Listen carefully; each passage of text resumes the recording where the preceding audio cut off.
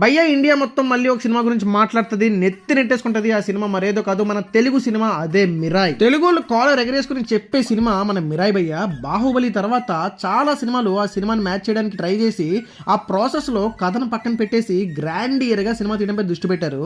కానీ ఈ మిరాయ్లో కథ మెయిన్ హీరో అనమాట.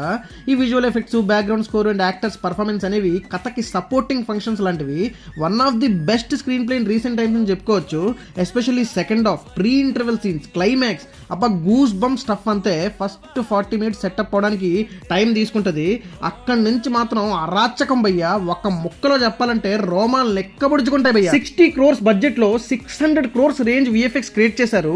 అది కూడా మన తెలుగు సినిమా నుంచే. సాహో ఇండియన్ తెలుగు సినిమా అనిపించింది. ఆ eagle episode, Manchu Manoj Morocco episode, like fight, climax, ఇంకా సెకండ్ హాఫ్ మొత్తం గూస్ బంప్స్ ఉన్న స్టఫ్ అనమాట. మాటలు చాలట్లేదు భయ్యా ఈ అరాచకాన్ని చూసిన తర్వాత. ఒక్కటే చెప్పగలను, మొత్తం ఇండియా సినిమాకి మన తెలుగుల సత్తాని ఇంకోసారి చాటి చెప్పిన సినిమా ఇది.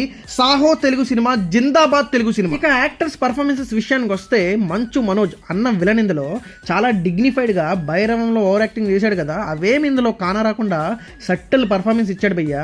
నిజంగా గ్రేట్ కంబ్యాక్ అనిపించింది. చాలా హ్యాపీగా కూడా అనిపించింది మనోజ్ అన్నకి మంచి రోల్ పడినందుకు. ఎందుకంటే అన్న మంచోడప్ప. ఇక తేజ సజ్జా బ్రో మళ్ళీ కొట్టేశావు భయ్యా. మొన్న హనుమాన్, ఇప్పుడు మిరాయ్.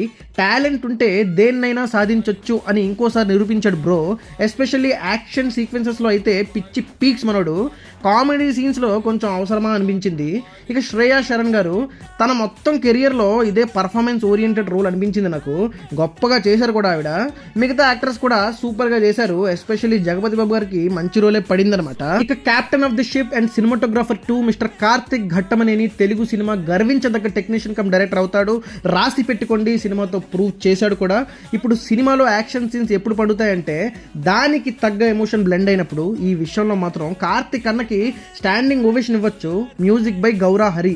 ఈయన హనుమానికి కూడా మ్యూజిక్ డైరెక్షన్ చేశాడు. కొన్ని సీన్స్ అద్భుతంగా పండాయంటే ఈయన బ్యాక్గ్రౌండ్ స్కోర్ కూడా ఒక వన్ ఆఫ్ ది అసెట్ అని చెప్పుకోవచ్చు.